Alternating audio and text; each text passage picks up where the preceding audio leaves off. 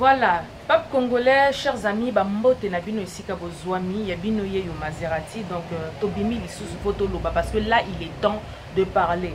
Tozwa ki ba message, Maserati mikolo yo vandi silence et pourtant zo yinda na Congo ndeni ozo lobate.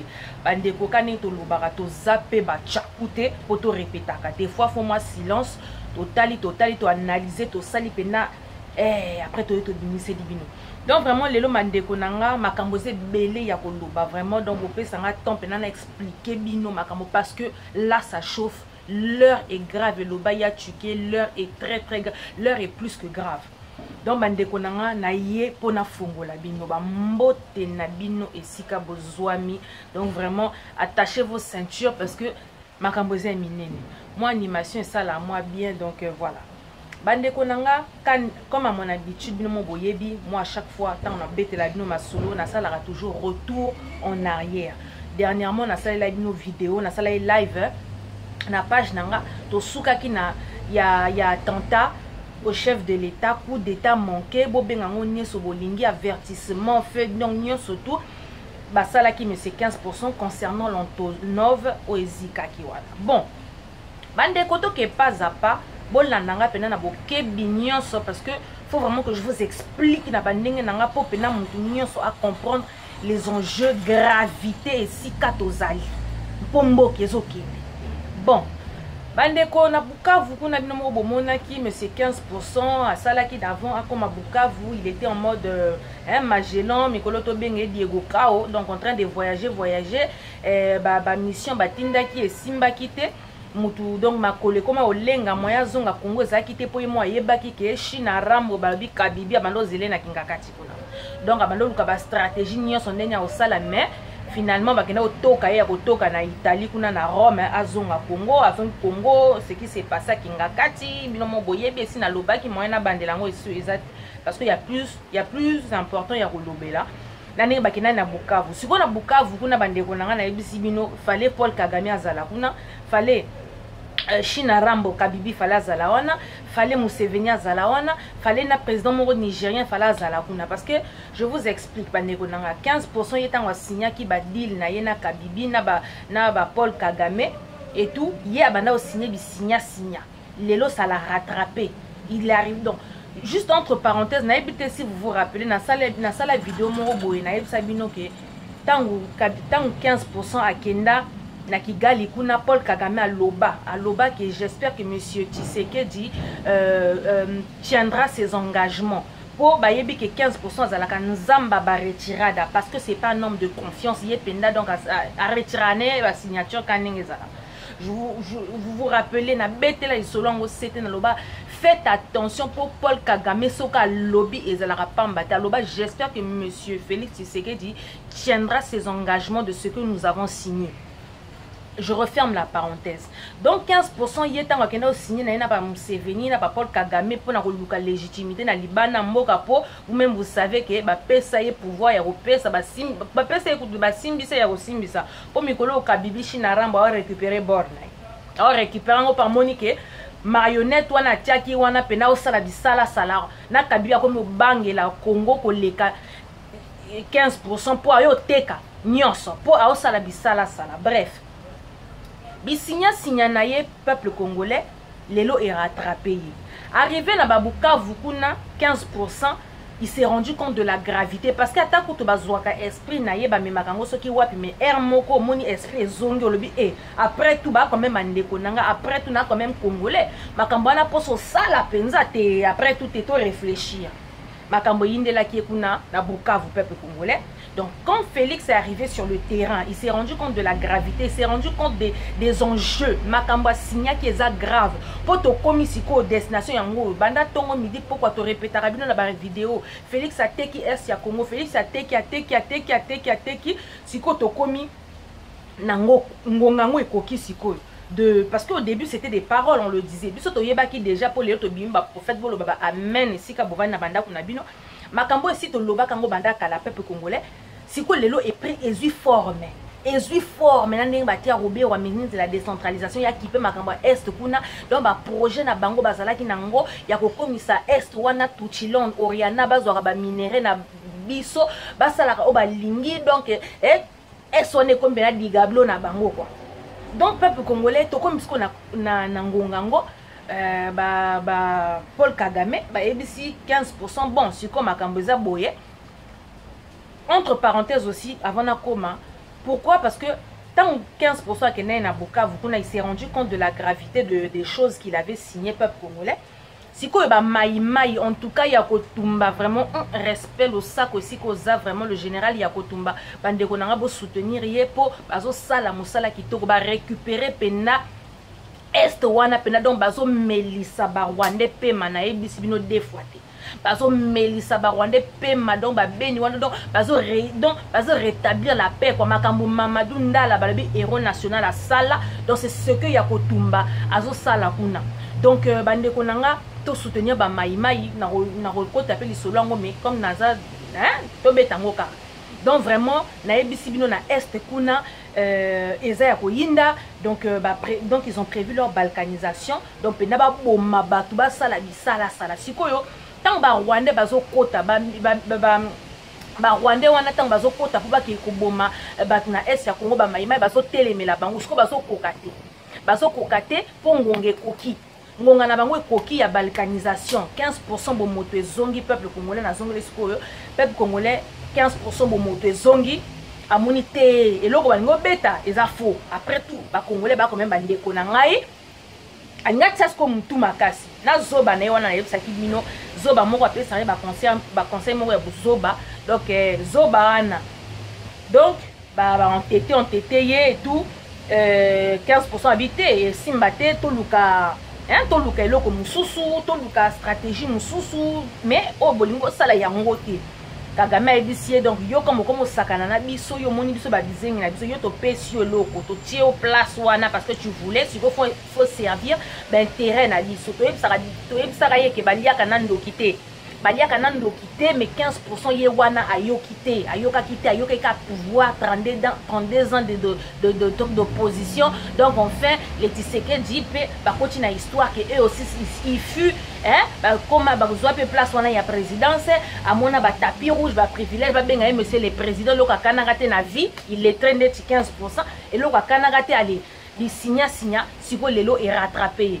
Ebisier papa, yo to pesi eloko wana za kinia tu dois servir nos intérêts. Mais Félix sikoyo a komi obanga po makamango komi siko grave. Ba Rwandais pesi bango kanda po bango ba batama sekite ba sala ngona musée makamango oh Félix a kende ko signer c'est exactement ce que musée Laurent Désiré a signé bandeko nanga. A signé sikoyo tant ba commissaire place wana ya président a lobi peno alinga lekela ba Rwandais ba ndoki ba massa na bisote. Donc, les cas musée Laurent Désiré Kabila, c'est ce que Félix aussi voulait reproduire.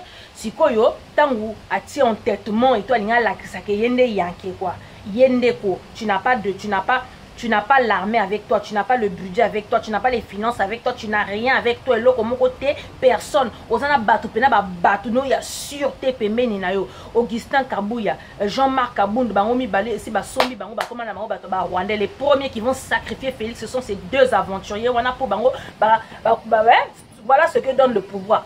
Donc les deux qui vont sacrifier Félix bango wana. Donc Félix, tu n'as personne autour de toi. Yo siko oroleke la kabibi na ndenge nini. China rambo yende mutu babi les maîtres de Kingakati. Yende muta simbi Kongo wana na minito.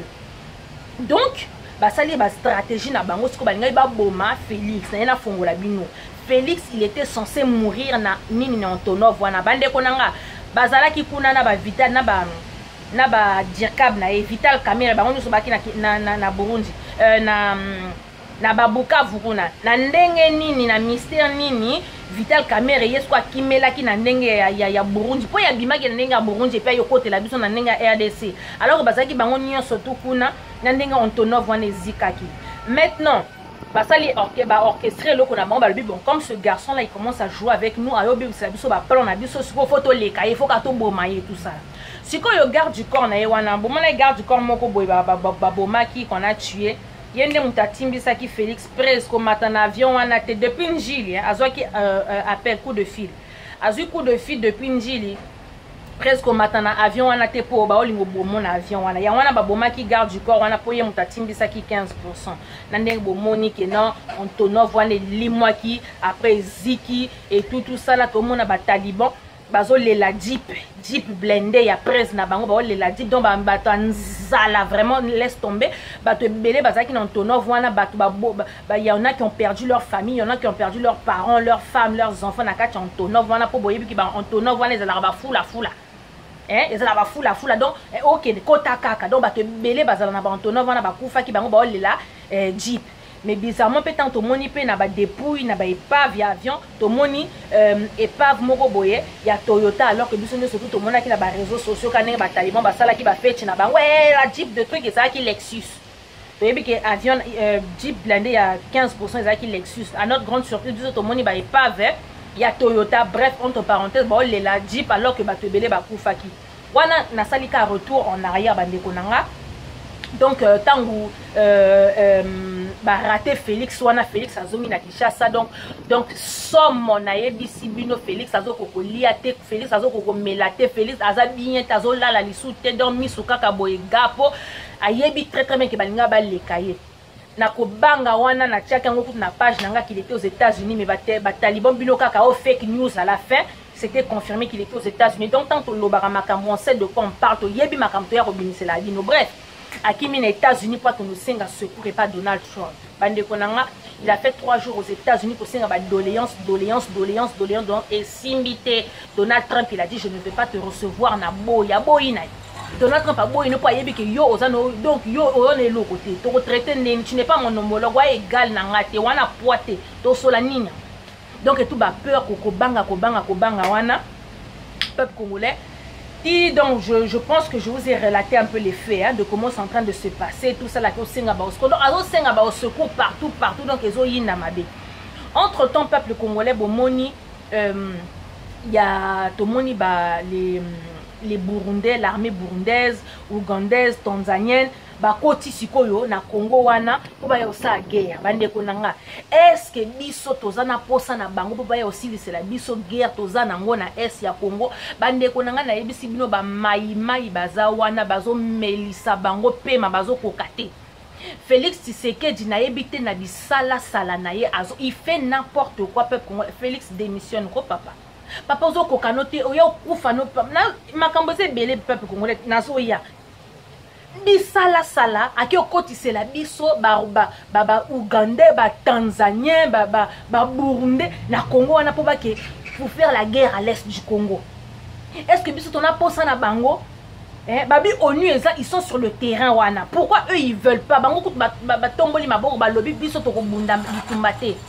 On a une vraie armée. Pourquoi Bango Bazo Bundé la Congo? Pourquoi Akio Luka ba Burundi, ba Tanzanie, ba Ouganda? Donc Félix il fait n'importe quoi bande konanga. Donc manque de sagesse, manque de stratégie. Papa Oto Ipsakayo qui a appliqué à ta politique du silence ya Kabila. Pour Kabila tangwa kota ayeba na été. Il a préféré se taire et apprendre. Si quoi ba Taliban Félix Tshisekedi yena ba Taliban les bateaux je connais tout, je sais tout. Alors qu'ils ne savent rien na ba vidjeti manga ba chèque ba tangate loko mokote ba orgueil pola bazo dindisa Félix na libulu se ko dindisa po ba yebi makamba o salate ils ne savent pas ce qu'ils font.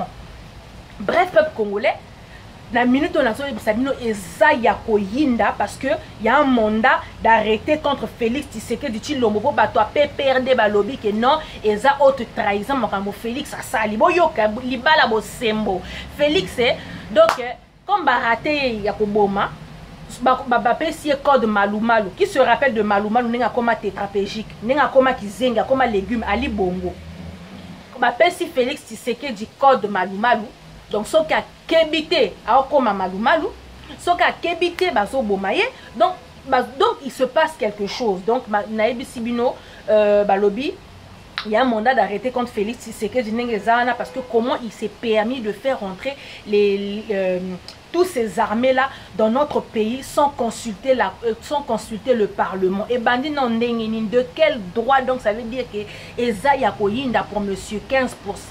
Bandi konanga ba biloko nyonso na yebi sarabino ezo leka sur les réseaux sociaux kaba taliban le coup politique du spectacle, politique ya kosa leka. Donc ils font que mentir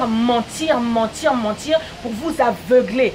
Tant que bango va aveugler bino FBI de la presse na robimé la bango pour na robimé la bino pour na expliquer bino que makambo eza boyeza lokuta makambo nyonso to bozo mona na ba réseaux sociaux.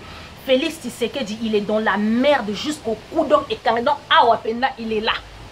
Azo Kokali Sousouté, il est dans la merde. Tout le monde, peuple congolais, comment on appelle ça? Tout le monde, na Sochi, na Russie. Et si y yambi tous les présidents de la République. Félix Tshisekedi, Chilombo, entre parenthèses, avant qu'on a comme kuna, on a une vidéo, il y a 15% et les cas qui, au début, ils avaient voice.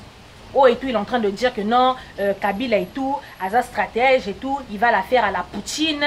Ma troisième, à la Poutine, il va le récupérer à Rochayewana, comme c'est Pontin Naye, qui va lui chauffer le fauteuil pendant qu'il prend des forces. Et boye, il pourra diriger.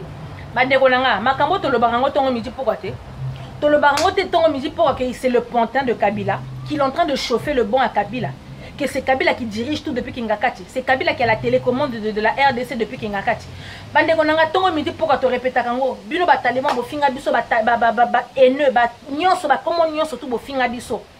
Lelo Félix Tshisekedi abimi prophète. Pour makamuto lobaka yemo ka lobaki yango bande konanga to bimisi ba voice wana de Sege Félix il a dit. Ba taliban les experts en Facebook, les experts en informatique. Babimisi awa fake news, c'est faux. Ils ont truqué la voix de Félix et boy. Nati toyo bimisi la bino na vidéo yemo ka zo expliquer ango soni ba taliban bozo pola me bozo ndimate. Félix Vandi, il va la faire à la Poutine. Bon, ok, il va la faire à la Poutine. Il va prendre celui qui a Obima troisième, qui va lui chauffer son banc pendant que donc ça sera un pantin. Boy. Pantin, le pantin que Félix Yemora Loba qui wana kasi c'est lui le pantin. Bon moni yango Félix Yemora Loba qui yango et c'est ce qui se passe. Banda kalato loba kango bo finga rabiso kaka alors que Félix doit être prophète ou là respect. Donc bref, peuple congolais na ezaki ka entre parenthèses na makambo na na expliquer bino siko yo to moni peuple congolais Félix Tshisekedi na Russie Félix 15%. Bande konanga Félix Tshisekedi Tshilombo na ebité si ne comprend pas si de na ebité azana problème ya donc azana problème de compréhension ce président non nan to mona président ya boité bana mukile banda bande konanga ezana son. Déjà, na expliqué bino makambo leki na Russie bo fongola ba makuto. Bo landa na bino ba taliban te. Peuple congolais Félix il est arrivé en Russie. Ba yambié pendant 7 minutes et pas Poutine. Poutine a séqué Félix Tshisekedi. Félix Tshisekedi s'est fait ridiculiser en Russie. Naso Shikuna. Il s'est fait ridiculiser. Félix Tshisekedi, il est parti lécher les bottes de Poutine. Azo Salaba éloge et pas Poutine. Poutine Azo Seka. Poutine a lobby, mais toi tu m'as dénigré. Boyo Kamakambo. Poutine a yebisi a lobby boy. Félix Tshisekedi wana a dénigré nga awat. Il m'a dénigré. Oh, Kabila veut la faire à la Poutine.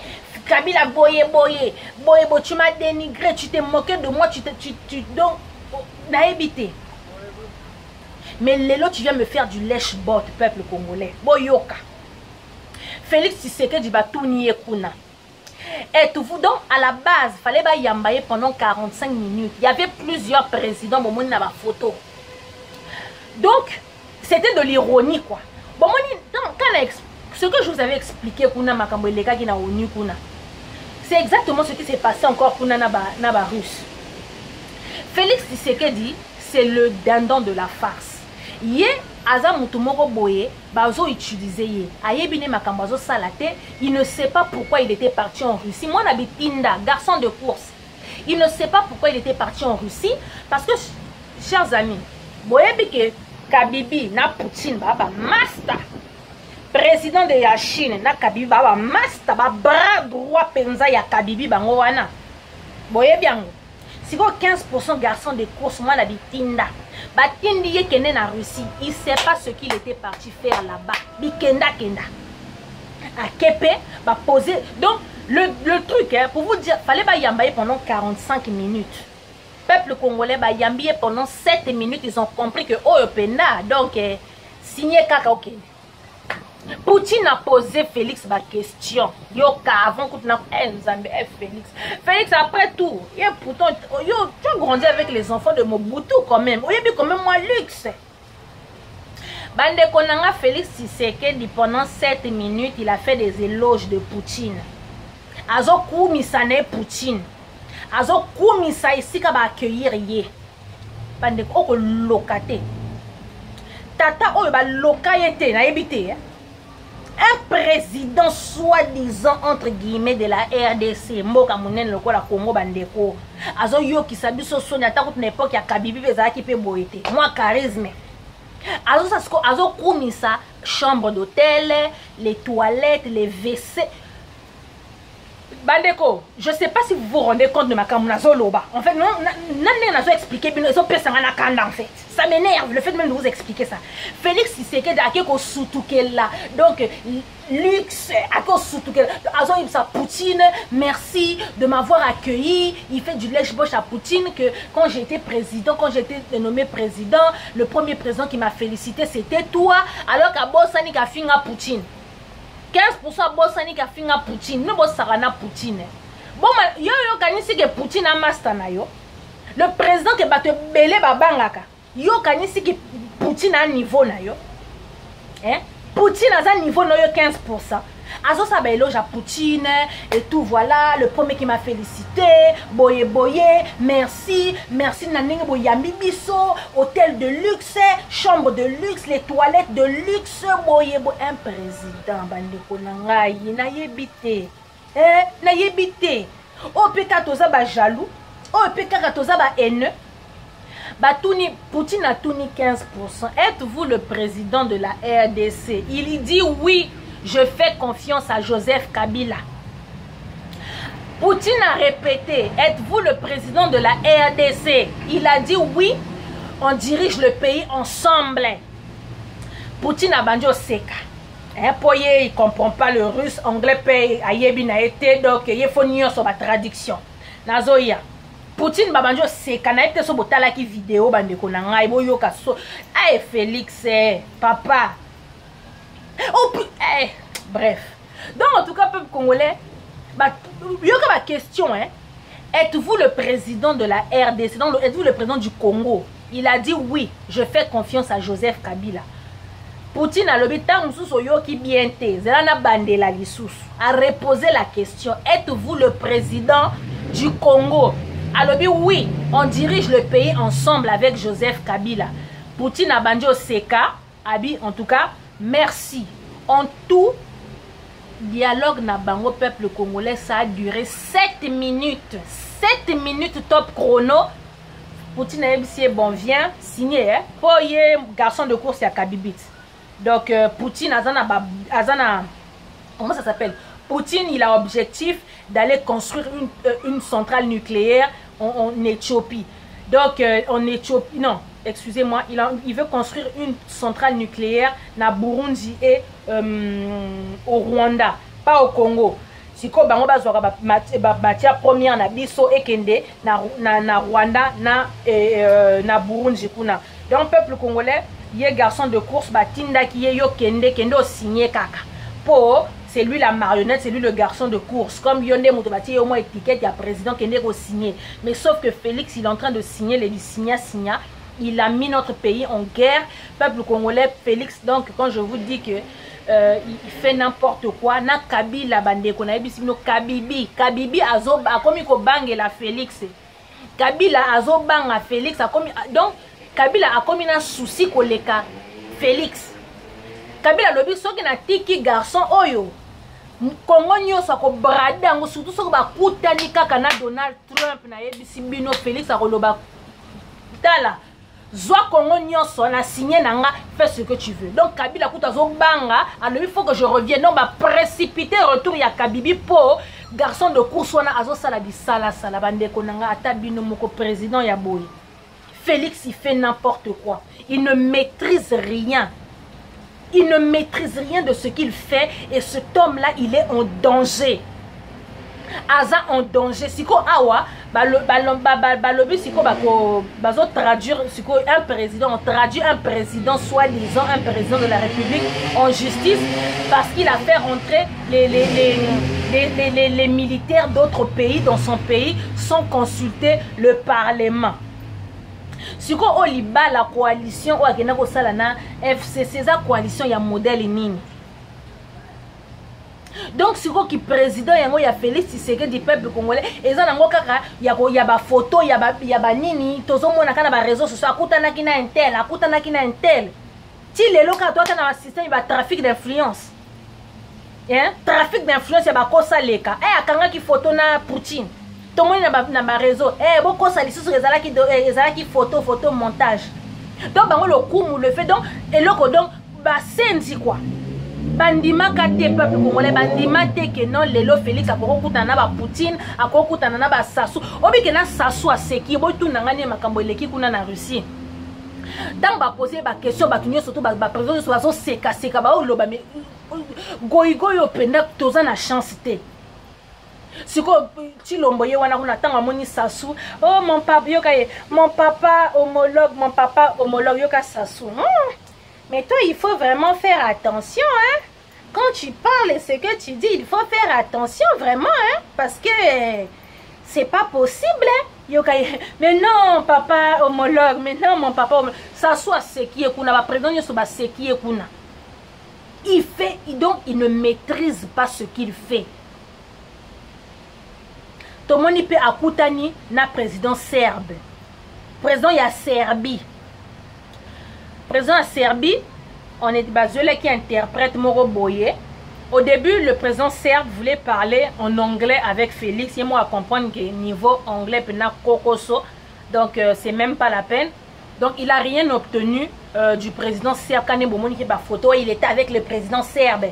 Président serbe a promettre 15%. 5 bourses, boyoka. 5 bourses d'étudiants en Serbie. Boye bisanga sikoyo, les 5 bourses wana promettre pour esa la ligne en fait. Bisoto intérêt nini tozana na Serbie.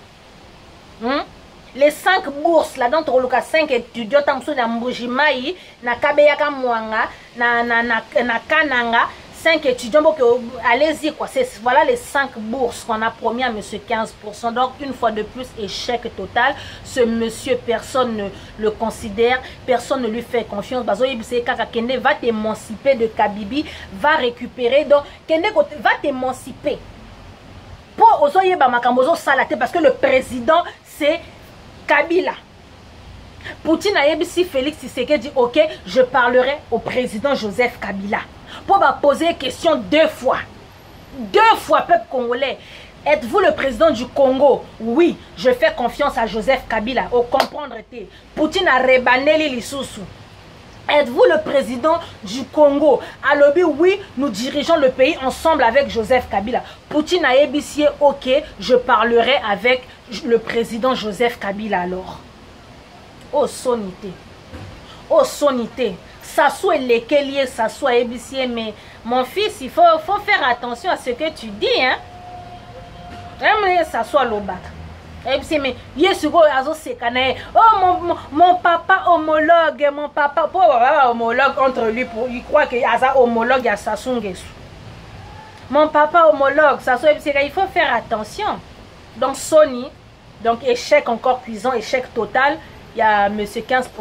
Tata yo azo sala bisala sala. Donc en tout cas peuple congolais et là on a ngana yib sabino kakake. L'heure est grave, l'heure est très très grave. Félix Baroboma na bango yé. Kabila il a fait son entrée en force, son retour en force, bozo monapo, voilà. Bato belé bazo loba ke non Kabila zongi po Félix Tshisekedi au bout de 1 an il va dissoudre le parlement et si na bête la bino li solo il y a ko dissoudre le parlement wana et ça quasiment impossible parce que pour que Félix puisse dissoudre le parlement il doit consulter 3 personnes. Il doit consulter le président du Sénat, il doit consulter le président du parlement et il doit consulter le premier ministre. Les 3 personnes il doit les consulter et tout et compagnie. Les 3 personnes là, Janine Mabunda PPRD, Koko Ilunga PPRD et Alexis Tambwe Mwamba Muta PPRD surtout FCC. Donc les lots qui fait il veut dissoudre le parlement batouana va repérer ça y est droit de non recevoir à il y a maman des droits de veto donc que si baté ba manobi ni sabini saraye si boromona to le kawana il pourra plus dissoudre le parlement. Donc Félix je vous ai déjà expliqué il a personne autour de lui qui peut affronter la Kabylie. Il a personne autour de lui. Azana Makasi, Azana force, il y a qu'au dissoudre parlement peuple congolais. Azana force Wanate, Azana Mutute, il n'y a personne. Batu nyonso to wana bomona kana ba internet ba Facebook ba mboa kokpala ba ganga ka ya pamba, ils peuvent rien faire. Personne parmi Batoa Félix a une parole même devant Janine Maboun. Personne dans l'entourage de Félix qui a une parole devant Shadari Kaka Shadari. Et bon, vous avez nanyango ayo frante China Rambo balobi Kabibi mingi Kabibi po yende makambouye mutu ayo melisa bino nyonso tout paiement à cause de toi mais c'est 15%. Donc au persibiso musala donc na ebisi bino musala 15% à persibiso poto pikola Kabibi wana. Vous ne pouvez pas imaginer. Donc vraiment fallait quand même nabima pour moi silence et toi des fois photo ta la photo yoka qu'est-ce qui se passe donc bandeko ba information yangoyo et tout non na bino information donc onyo surtout bozomona na ba réseaux sociaux ezaka makambo œuvre ya ba taliban ya ba kosaleka donc ezala ki humiliation totale na soshi kuna ba présent nyonso bazo seka Félix. En fait Félix akamwisaka batu nyonso bomoni ba président nyonso wana akamwisaka bango.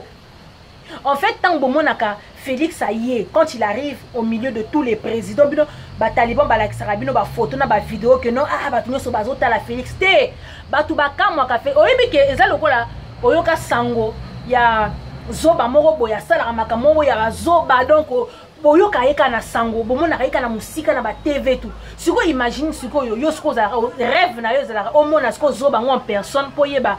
Est-ce que ça pena ya solo pour tester zoba en face? Pour mon poser une question à la répondre ah oui à ça pour confirmer ba makambo ba yokaka pour confirmer ba makambo ba monaka de loin. Donc tant que monaka Félix entouré de tous les présidents, Félix donc c'est le con hein, yepena c'est le zoba et puis batunyo surtout ba yé autour bazotala yeboé. Hein, c'est comme les le tout toyoka ah lisolo tamso ya extraterrestre moro boya outi planète songolo to pakala.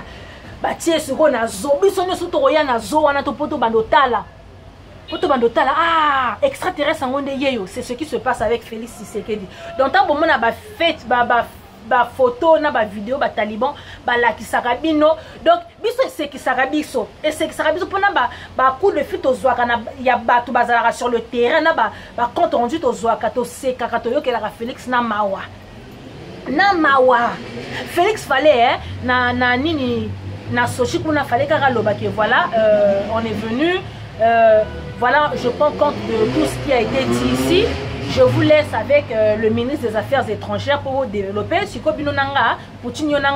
on va aller parler à huis clos. Mais non, monsieur, je connais tout, je sais tout. Ok, kumisa ba toilette. Ok, nego kumisa metu. Ok, nego kumisa ba drap en soie. Ok, kumisa donc luxe papa. Yango na ba États-Unis wana yo comment no diego ka ba voyage nyo surtout bozo tobo la ba caisse ya l'état ba hôtel de luxe wana bozo. Et kokiote yoko sutuke la kara ba hôtel de luxe ya Serbie na ba hôtel de luxe ya Sochi papa ba loka yote na mwasi na yo pena ya muvila wana Denise yoko na linga ko simba yote po niveau talaka yote yo donc okam musarabiso kwa ba elateli na yo wana ozalaka na protocole te. Tu n'as pas de protocole, tu n'as pas de styliste et tout va faire ça boyebo. Yo ka au mona ba photo ya ba ata ya ba nini ya ba Olive Lembete. Ata ya ba mama c'était au mona te. Au mona ba mama Bobby la dawate. Yo tu te documentes pas. Boni bi latela mwanza boyo ki ça peut ba tout sonyango. To yebi ko ça no Rwanda. En tout cas bino na Rwanda kuna bana ba problème hein. Un peu na moni ko lata c'est pas trop votre truc malgré que tu as quand même côtoyé les Congolaises, yo Denise. Tu as côtoyé les Congolais. Oui, que moi si Congolaise à l'attaque, mingi li puta. Hein? Au moins moi si Martin Fayulu la qui ça yone balata li puta. Maman lata li puta te. Donc t'as cru que tu es une aux locaux là. Moi si y a Donald Trump, moi si y a Emmanuel Macron. Voilà la culture na bangote. Maman li puta te li bayate. Y a ba modèle nyonso. Toti ne ba styliste ba la kisayo pozo yo que ça ba tout soni ba dîner na yo ensemble dîner sur un tapis rouge maman boni pe boy Ata kutala posa kotali sa manduki pepa na yote mais faut kaka de temps en temps faut te checker yo. Oyo que ça peut pas tout sonner. Déjà ton homme là il nous emmerde jusqu'au bout. Allez toi aussi tu viens encore nous foutre je sais pas quoi. Nous sentis vraiment. Kotambola na ba tapis rouge na ba sac ya Louboutin. Et puis Louboutin te hein. On a un protocole te pas simba la ba sac. Faut la qui ça. Donc couple tout monsieur madame donc vraiment les foufous ne même pas les matungulu de même filet dans les biquets de même bilanga quoi. Boyo qui s'appelle biso soni na ebité quoi.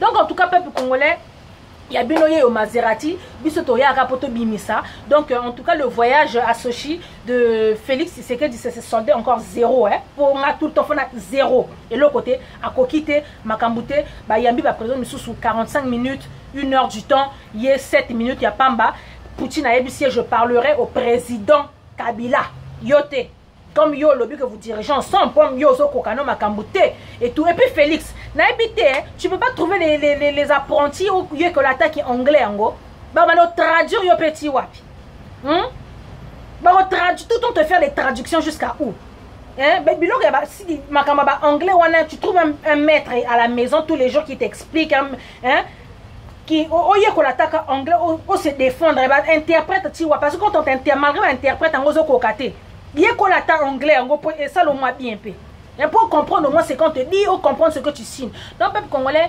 15% à qui au signé bi signal sous na Sochi kuna po son bureau china ramba tinda qui est kendo signé parce que ba centrale nucléaire ba fungola na Burundi na Kigali kuna. Donc on avait besoin de la signature du Pontin. Donc Pontin a Kenai pour signer. Donc voilà.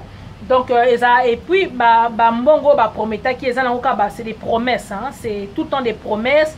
Kosi kuna ye pa ye abimi na TV aye ko expliquer bino ye pa kosi a kosi.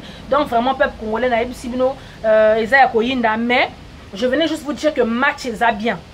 Et si Kabova na banda qu'on a bino match eza bien bon les lots qu'on a biso victoire na biso to récupérer bord na biso to récupérer victoire na biso to récupérer makambo na biso to récupérer donc bon ça na mitema pio mitema kokita donc malgré que ce guignol l'a fait tout et n'importe quoi biso peut toujours travailler makambo eza bien match eza bien boye bozela ke boye dans un an to kota un an kalaté Boroyoka makambo keleka boroyoka makambo zo yinda. Donc peuple congolais, je voulais vraiment vous dire chers amis, tozana posa ya participation de tout un chacun. Tozana posa ya la participation de tout un chacun. 1 euro, 1 euro, 2 euros, 2 euros, 3 euros, 3 euros. Il faut te soutenir ba maïmaï, s'il vous plaît. Le général Yakotumba azo sala musala makasi abotoli bango minembwe. Abotoli ba rwandais minembwe. Peuple congolais, Yakotumba abotoli ba rwandais minembwe na minute où je vous parle Yakotumba il a minembwe entre ses mains donc bazo kota donc bazo sasa ba rwandais yako sasa bon moni ndenge banyamulenge wana bazo bima po baloba on nous massacre on nous tue est-ce que est wana eza ya bango po bakende na nini na Union européenne kuna po bakofunda biso que non bazo boma biso ba boma ba oya biso ba boma ba viola tongo midi pourquoi ba monité maintenant nous on se défend bazo que funda biso donc peuple congolais bo fongola misu bo fongola vraiment misu ba soldats wana ba les militaires ougandais burundais qui sont rentrés au Congo wana ba Tanzania wana o ba koti na Congo eza pona pour aller affronter les maïmaï bande konanga na yebisi bino na eskuna ba maïmaï ba récupérer penamboka ba récupérer donc il faut to tia poids na ba maïmaï ils ont besoin de leur soutien ils ont besoin de notre soutien bana posa ba mbongo il faut ba lia ils doivent s'équiper faut ba manduki nyo surtout ils en ont besoin donc ils ont besoin de la participation il y a diaspora la diaspora pèse des milliards totinda ka ba mbongo tongo midi pour na Congo wana bande konanga concentrez-vous. Concentrez-vous, ce que le lobby appelle au don, appelle au fond. Bobu kanate. C'est bien beau, Félix Azamwana Mboka, mais Félix Azamwana Félix nous a trahis. Et on ne peut pas continuer comme ça parce que le pays il part. Lobby toyo telemaboye, au moni pena mboke kei. Bande konami kili, oh ah to vanda, kezaba mboka na bisote. Fin de fin barozong ça biso pas na biso so ba botoli biso mabele ba Rwanda ba komisko ba prêtre na ba mboka wala bongo biso to okende wapi to tika ba famille bandeko mabele zaka moko na qu'une seule patrie Et on n'a qu'une seule patrie, bande konanga. Botelema. Donc, aidez-nous à soutenir les maïmaï. Bazo sala musaba intoxiqué binoté. But na bango ezapo ba boma ba maïmaï. Alors que ba maïmaï bazo sala musala kitoko. Bazo défendre est. Ba bomi biso pe belé rage wane zui bango ba telemi. Faites confiance à Yakotumba. Bazo lingo diaboliser Yakotumba que non. Azabo c'est faux. Azamo na mboka.